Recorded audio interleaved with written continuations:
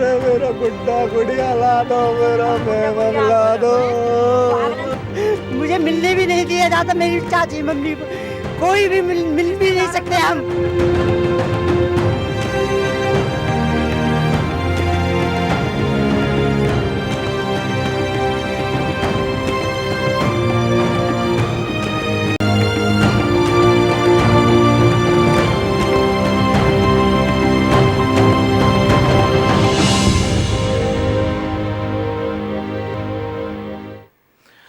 ഹരിയാനയിൽ ദളിത് കുടുംബത്തെ സംഘപരിവാർ ചുട്ടുകരിച്ച സംഭവത്തിൽ പ്രതിഷേധം രൂക്ഷമാകുന്നു. രാജ്യവ്യാപക പ്രതിഷേധത്തെ തുടർന്ന് സർക്കാർ CBI അന്വേഷണം പ്രഖ്യാപിച്ചു. കുടുംബത്തിലെ ഒരാൾക്ക് ജോലി നൽകുമെന്നും സർക്കാർ അറിയിച്ചു. പീഡനം തുടർക്കഥയാണെന്ന് ദളിത് സ്ത്രീകൾ പീപ്പിൾ ടിവിയോട് വ്യക്തമാക്കി.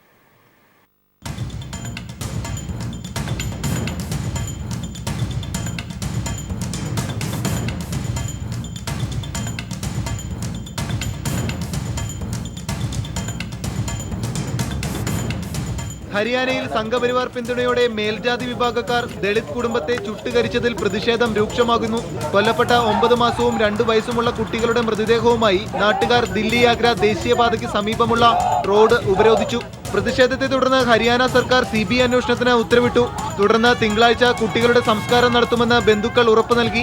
അതേസമയം സംഭവത്തിന് പിന്നിൽ പോലീസും BJP സർക്കാരിന്റെയും ഒത്തുകളിയാണെന്ന് CPIM പോളിറ്റ് ബ്യൂറോ അംഗം ബൃന്ദ കാരാട്ട് കുറ്റപ്പെടുത്തി. That night there was a jagran going on here.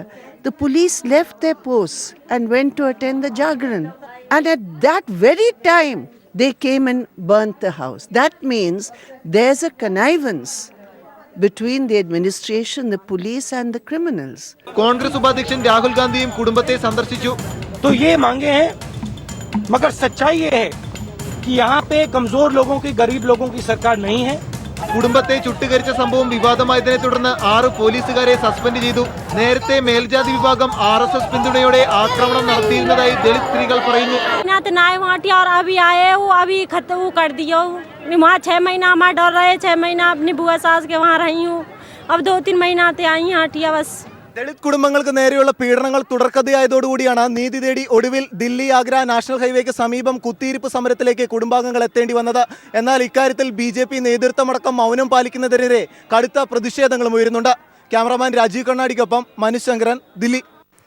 ഹരിയാനയിൽ ദളിത് കുടുംബത്തെ ചുട്ടുകൊന്നത് RSS പിന്തുണയോടെ മേൽജാതിക്കാരെന്ന അഗ്നികിരയായ കുടുംബനാഥൻ പീപ്പിൾ ടിവിയോട് വെളിപ്പെടുത്തി. ദളിത് കുടുംബങ്ങൾക്ക് നേരെയുള്ള പീഡനം തുടർക്കഥയാണെന്നും പരാതിപ്പെട്ടാൽ പോലീസ് കേസിൽ കൊടുക്കുമെന്നും ദളിതർ വ്യക്തമാക്കുന്നു. അതേസമയം പോലീസ് തെളിവ് നശിപ്പിക്കുന്നതിനും കൂട്ടുനിൽക്കുകയാണ്. സ്ഥലത്തേക്കെത്തിയ BJP നേതാക്കളെ ജനം തടഞ്ഞു വെച്ചതിനെ തുടർന്ന് മാപ്പ് പറഞ്ഞാണ് നേതാക്കൾ ഒടുവിൽ രക്ഷപ്പെട്ടത്.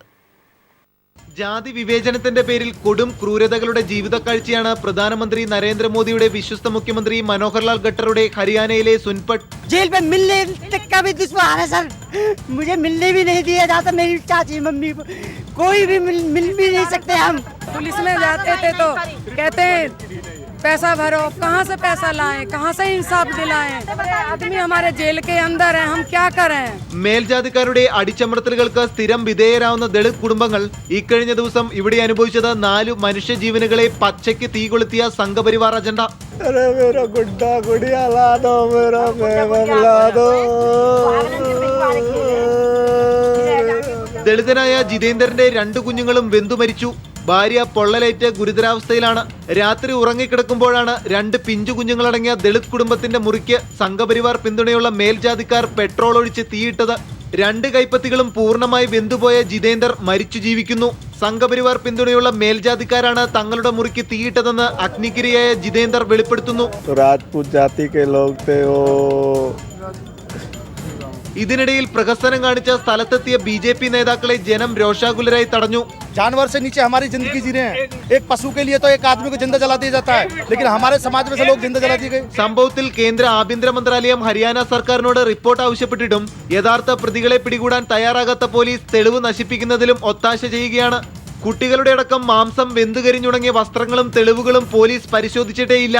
പശുവിന്റെ പേരിൽ മനുഷ്യനെ കൊന്നതിനെ വേദങ്ങളുടെ വാക്യങ്ങൾ കൊണ്ട് ന്യായം കണ്ടുപിടിച്ചവർ ഈ നരഹത്യക്ക് ഇനി ഏതു മനുസ്മൃതിയുടെ വാക്കുകൾ കൊണ്ട് ന്യായം കണ്ടുപിടിക്കുമെന്നതും കണ്ടറിയേണ്ടിയിരിക്കുന്നു. ക്യാമറമാൻ രാജീവ് കണ്ണാടിക്കൊപ്പം മനീഷ് ശങ്കരൻ, ദില്ലി. ദാദ്രിയിലെ കൊലപാതകം ചില കപട മതേതരവാദികൾ രാഷ്ട്രീയ ലാഭത്തിനായി ഉപയോഗിക്കുകയാണെന്ന് RSS മുഖപത്രമായ ഓർഗനൈസർ ലേഖനത്തിൽ കുറ്റപ്പെടുത്തുന്നു. അതേസമയം മഹാരാഷ്ട്രയിൽ നടത്താനിരുന്ന ഇന്ത്യ പാക് ഭക്ഷ്യമേളയ്ക്കെതിരെ ശിവസേന ഭീഷണി മുഴക്കി.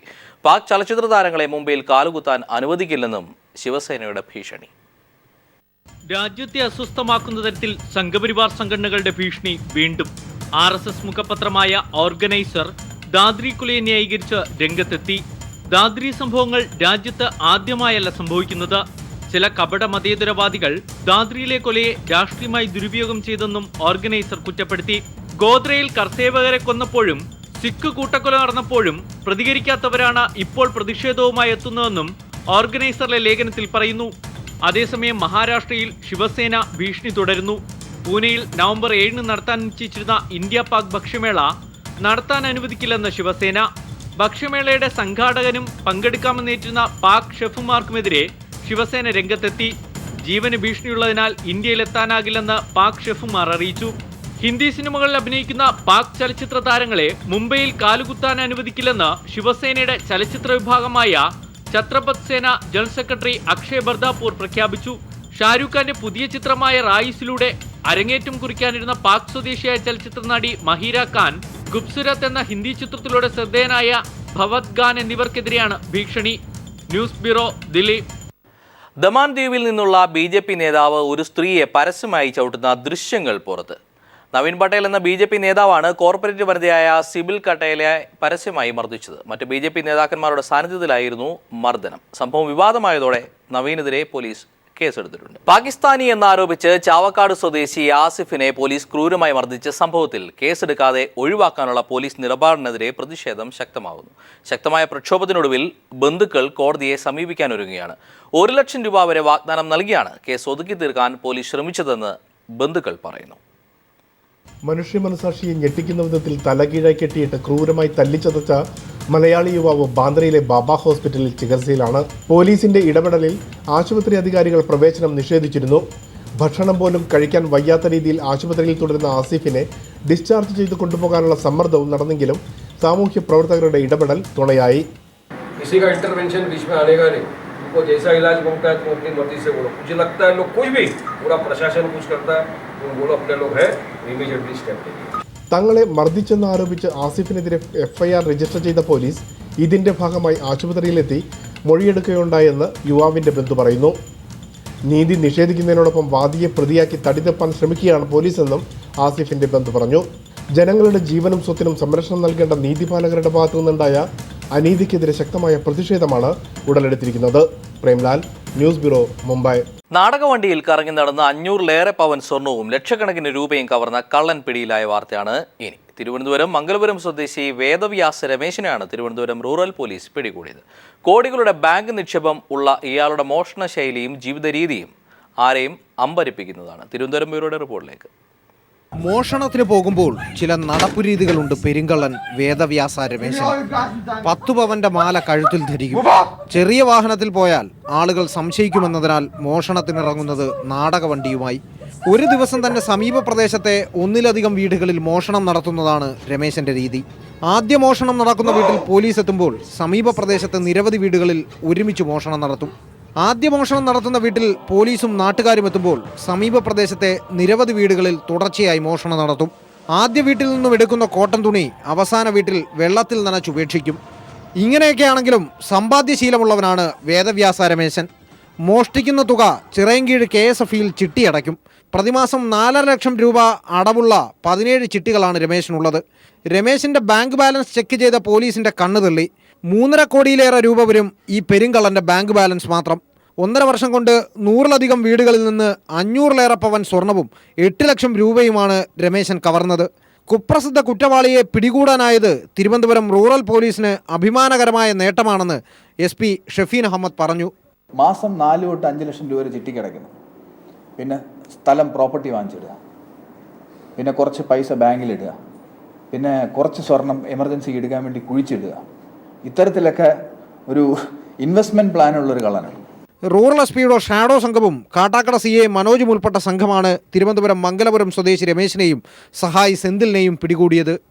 S ജീവൻകുമാർ, തിരുവനന്തപുരം. ഇനി ലൈസൻസ് കിട്ടണമെങ്കിൽ കുറച്ച് പാടുപെടും. കർശന നിർദ്ദേശങ്ങളുമായാണ് അധികൃതർ എത്തിയിരിക്കുന്നത്. മണിക്കൂറിൽ 50 കിലോമീറ്റർ വേഗതയിൽ വാഹനം ഓടിച്ച് പരിചയമുള്ളവർക്ക് മാത്രമേ ലൈസൻസ് നൽകാവൂ എന്നാണ് പുതിയ നിർദ്ദേശം.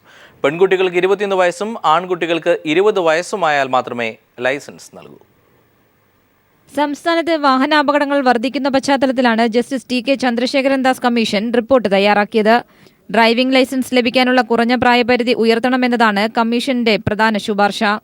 പുരുഷന്മാർക്ക് 20 വയസ്സും സ്ത്രീകൾക്ക് 21 വയസ്സാക്കണമെന്നാണ് നിർദ്ദേശം. നിലവിൽ 18 വയസ്സാണ് പ്രായപരിധി. കുറഞ്ഞത് 50 മണിക്കൂറെങ്കിലും വാഹനമോടിച്ച് പരിശീലിച്ചവർക്ക് മാത്രമേ ലൈസൻസ് നൽകാവൂ എന്നും ശുപാർശയിലുണ്ടെന്ന് മന്ത്രി തിരുവഞ്ചൂർ രാധാകൃഷ്ണൻ പറഞ്ഞു. മുഖ്യമന്ത്രിയായിട്ട് ആലോചിച്ച് ബാക്കി അതിൻ്റെ നിയമപരമായ നടപടികൾ പൂർത്തിയാക്കിയതിന് ശേഷം മാത്രമേ ഗവൺമെൻറ് ഫൈനൽ തീരുമാനമെടുക്കാൻ കഴിയൂ. ഏതായാലും ഗവൺമെൻറ് മുമ്പിൽ കിട്ടിയിരിക്കുന്ന റിപ്പോർട്ട് ഗൗരവതരമായി പരിശോധിക്കുന്നതാണ്. വിദ്യാർത്ഥികൾക്കായി സ്റ്റുഡൻസ് ലൈസൻസ് ഏർപ്പെടുത്തണം. ലൈസൻസുകളിൽ സ്റ്റുഡൻസ് വെഹിക്കിൾ എന്നും രേഖപ്പെടുത്തണം. ഇത്തരം ലൈസൻസ് ഉള്ളവർക്ക് വിദ്യാലയങ്ങളിലേക്ക് പോകുവാൻ മാത്രമേ വാഹനം ഓടിക്കാൻ അനുമതിയും ഉണ്ടാകൂ. ഹെവി ലൈസൻസ് ഉള്ളവർക്കായി പബ്ലിക് ട്രാൻസ്പോർട്ട് ലൈസൻസ് വിഭാഗം ആരംഭിക്കണം. 10 മാസത്തെ പരിശീലനത്തിനു ശേഷം മാത്രമേ ഹെവി ലൈസൻസ് നൽകാവൂ എന്നും റിപ്പോർട്ട് ശുപാർശ ചെയ്യുന്നു. 720 അപകട സ്ഥലങ്ങൾ സംസ്ഥാനത്തുള്ളതായും കമ്മീഷൻ കണ്ടെത്തി. ഈ സാഹചര്യത്തിൽ റോഡ് സുരക്ഷാ കമ്മീഷൻ രൂപീകരിക്കണമെന്നും കമ്മീഷൻ ശുപാർശ ചെയ്യുന്നു. സംസ്ഥാനത്ത് 2000 കിലോമീറ്റർ സഞ്ചരിച്ച് പഠനം നടത്തിയാണ് കമ്മീഷൻ റിപ്പോർട്ട് തയ്യാറാക്കിയത്. News bureau, Thiruvananthapuram. തിരുവനന്തപുരത്ത് ബസ് ഇടിച്ച് യുവതി മരിച്ച സംഭവത്തിൽ ഡ്രൈവറെയും കണ്ടക്ടറെയും സസ്പെൻഡ് ചെയ്തു. നടപടി ആവശ്യപ്പെട്ട് KSRTC ബസ് സ്റ്റാൻഡിൽ മൃതദേഹവുമായി നാട്ടുകാർ പ്രതിഷേധിച്ചിരുന്നു. ബസ് ഇടിച്ച അമ്മയെയും കുഞ്ഞിനെയും കൃത്യസമയത്ത് ആശുപത്രിയിൽ എത്തിക്കാൻ അധികൃതർ തയ്യാറായില്ലെന്നും ആരോപണമുണ്ട്. കഴിഞ്ഞ ദിവസം വൈകിട്ടാണ് കൊല്ലം നിലമേൽ സ്വദേശിനി മഞ്ജുഷ തിരുവനന്തപുരം KSRTC ബസ് ടെർമിനലിൽ വെച്ച് KSRTC ബസ് ഇടിച്ച് മരിച്ചത്. ബസ് ജീവനക്കാരുടെ അശ്രദ്ധയാണ് അപകടത്തിന് കാരണമെന്നും അപകടത്തിൽപ്പെട്ട മഞ്ജുഷയെ തക്ക സമയത്ത് ആശുപത്രിയിലെത്തിക്കാൻ KSRTC അധികൃതർ തയ്യാറായില്ലെന്നും ആരോപിച്ച് മഞ്ജുഷയുടെ മൃതദേഹവുമായി ബന്ധുക്കളും നാട്ടുകാരും KSRTC ബസ് ടെർമിനലിലേക്ക് പ്രതിഷേധവുമായി എത്തി. കുറ്റക്കാർക്കെതിരെ നടപടിയെടുക്കണമെന്നും മഞ്ജുഷയുടെ ഭർത്താവിന് KSRTCയിൽ ജോലി നൽകണമെന്നുമായിരുന്നു പ്രതിഷേധക്കാരുടെ ആവശ്യം. പ്രതിഷേധക്കാർക്ക് പിന്തുണയുമായി വി ശിവൻകുട്ടി MLAയും സ്ഥലത്തെത്തി. 1 മണിക്കൂറോളം സമയം മഞ്ജുഷയുടെ മൃതദേഹവുമായി പ്രതിഷേധക്കാർ ബസ് ടെർമിനലിൽ തുടർന്നു.